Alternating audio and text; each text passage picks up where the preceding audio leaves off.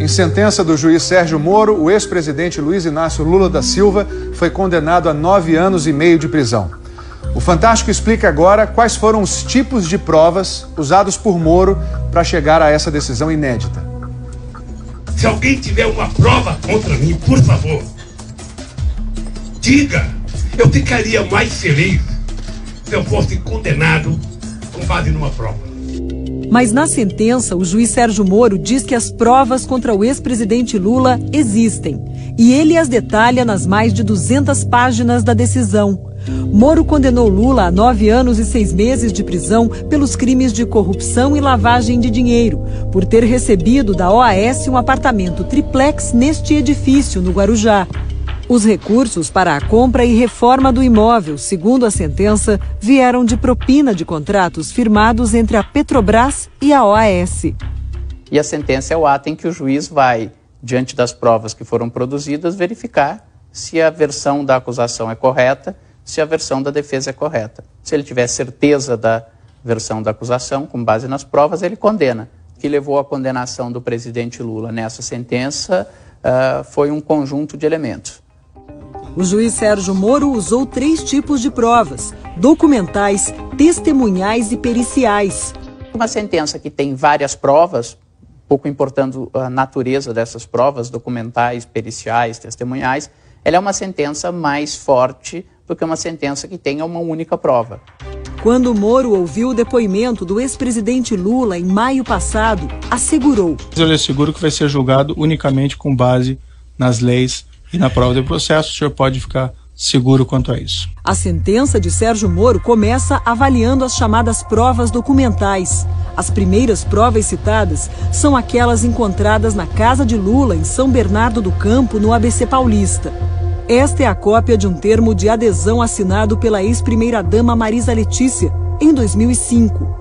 O documento mostra a intenção em comprar um apartamento neste prédio, no Guarujá, litoral de São Paulo. Marisa, que morreu em fevereiro passado, se interessou pela unidade número 141. O casal guardava em casa um segundo termo, sem assinatura. O papel indica o interesse também pelo apartamento número 174. O prédio estava sendo construído pela Bancop, a cooperativa habitacional dos bancários de São Paulo. E na sede da Bancop foi encontrada mais uma prova que está na sentença: uma ficha de inscrição para adquirir uma cota no prédio do Guarujá, com data de 2005, em nome da ex-primeira-dama Marisa. Existe uma rasura no campo onde aparece o número do apartamento em que Marisa e Lula estavam interessados. A Polícia Federal periciou o documento. Os peritos concluíram que a proposta originalmente foi preenchida com o número 174. 174 é a unidade que corresponde ao triplex, com 215 metros quadrados de frente para o mar nos últimos andares do edifício. O número foi rasurado para 141, um imóvel menor, de 85 metros quadrados nos fundos do prédio. Com base nas provas, Moro conclui na sentença: havia intenção oculta de aquisição do apartamento 174, ou seja, o triplex. Na decisão, o juiz Sérgio Moro afirma que as investigações mostraram que Lula e Marisa pagaram 50 das 70 prestações do apartamento mais simples, o 141, e que o casal parou de fazer os depósitos em 2009. Na mesma época, a cooperativa Bancop, que estava com dificuldades financeiras, entregou o prédio para a OAS. Com a mudança, a numeração dos apartamentos foi trocada. O 141, o imóvel menor, virou 131 e o 174, o triplex, virou 164A. Nessa mesma época, os cooperados com cota no prédio tiveram que tomar uma decisão. Ou ficariam com os apartamentos e pagariam o restante do que deviam à OAS, ou desistiriam dos imóveis e ganhariam o dinheiro de volta. Na decisão, Sérgio Moro diz que há prova documental de que Lula e Marisa não realizaram nenhuma opção, nem foram cobrados a fazê-la. E que, interrogado, Lula não deu explicações sobre esses fatos. Ele soma tudo isso com o fato de que ele diz que houve uma reforma personalíssima, uma reforma que mesmo funcionários da OAS disseram que é uma reforma absolutamente atípica para os padrões da construtora. O juiz Sérgio Moro enumera notas fiscais da reforma, todas emitidas para a OAS, para comprovar que a empresa pagou pelas obras. Moro conclui: os custos atingiram mais de R$1 milhão e incluíram a instalação de elevador privativo, cozinhas, armários, ampliação do deck da piscina e até eletrodomésticos. O juiz também usou como provas depoimentos de réus e testemunhas. Entre acusação e defesa, mais de 70 pessoas foram ouvidas por Moro neste processo. A engenheira da OAS, Marilza Marques, afirmou que esteve com dona Marisa Letícia no apartamento e que a ex-primeira-dama era tratada como dona do triplex. A senhora pode responder essa questão? Afinal, ela era tratada como uma adquirente potencial ou uma pessoa para a qual o imóvel já havia sido destinado?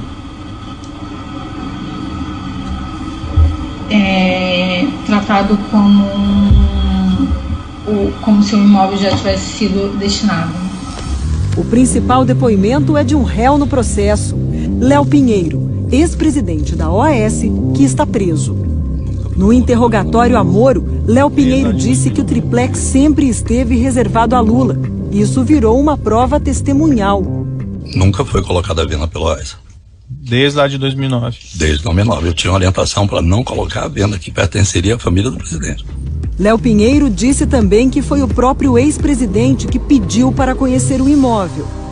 E ele disse: olha, eu gostaria de ir com minha esposa visitar o apartamento. Você pode designar alguém e tal? Eu disse: não, absolutamente, presidente, eu vou pessoalmente. Esta foto de 2014, revelada pelo Jornal Nacional, mostra Lula e Léo Pinheiro no triplex.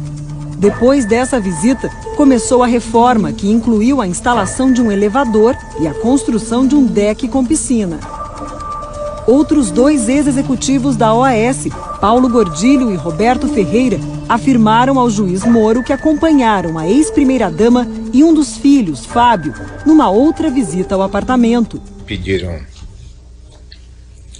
para botar uma cobertura na churrasqueira, transformar a sauna que eles não usavam em depósito, pedindo para aumentar o deck, pedindo para botar um filme refletivo no vidro que circundava a piscina lá em cima.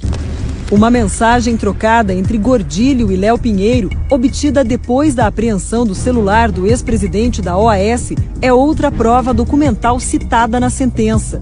Nela, os ex-executivos discutem a reforma do sítio de Atibaia, mas também tratam do triplex, porque as cozinhas dos dois imóveis, pagas pela empreiteira, foram encomendadas à mesma empresa.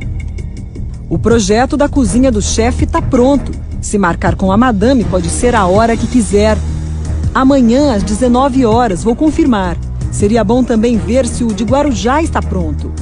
Guarujá também está pronto. No depoimento, Léo Pinheiro foi questionado sobre a mensagem. Quem que é a madame aqui que foi referido? A ex-primeira-dama. Para Moro, não há dúvida.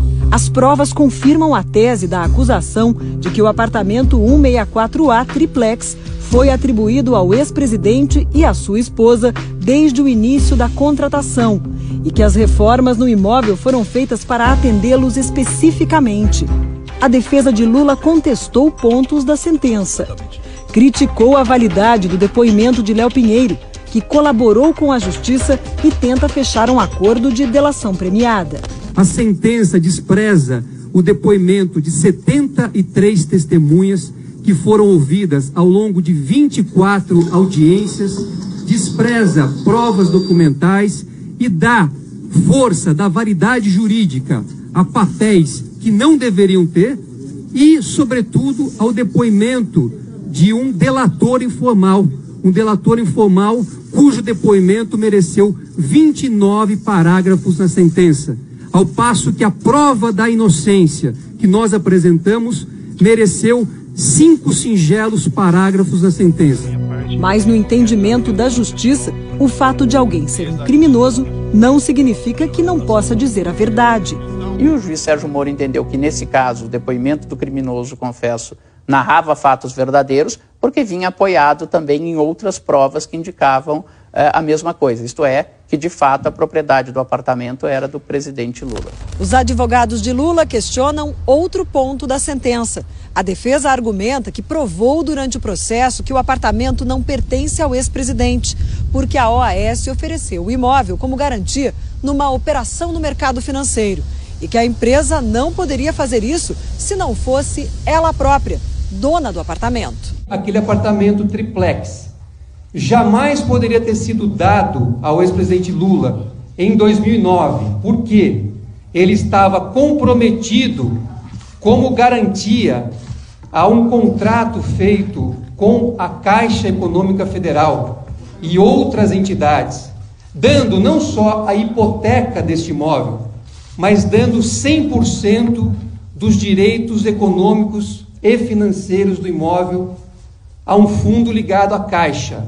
Esta prova foi simplesmente tratada de forma superficial e claramente sem nenhum interesse pelo juízo. Veja o que diz a sentença sobre a hipoteca do triplex. Se trata aqui de uma operação normal de financiamento que captou recursos no mercado financeiro e oferecendo como garantia imóveis em construção. Essa é uma operação relativamente comum no mercado financeiro, até porque quando os apartamentos estão sendo construídos ainda, efetivamente nenhum comprador é proprietário do apartamento. O que se tem com variáveis negócios são compromissos de compra e venda, promessas de compra e venda, ou no caso de cooperativas, cotas da cooperativa que dão direito futuramente ao imóvel correspondente ao apartamento de número tal. A sentença diz também: não foi oferecido como garantia apenas o triplex, mas todos os imóveis do referido empreendimento. As provas mostram que outros apartamentos do mesmo prédio também estavam hipotecados e, mesmo assim, foram negociados. Quem explica é o professor titular de Direito Civil da USP, Carlos Alberto Maluf. No processo, existem outras matrículas de outras unidades, de outros andares, tem nada a ver com o triplex do ex-presidente, que também consta essa hipoteca e foram negociados com terceiros, com outras pessoas. Isso esvaziou o argumento da defesa. Diante das provas, o juiz Sérgio Moro deu a sentença da condenação. Ele chega à conclusão de que está demonstrado, além de qualquer dúvida razoável, que o apartamento era de fato do presidente Lula.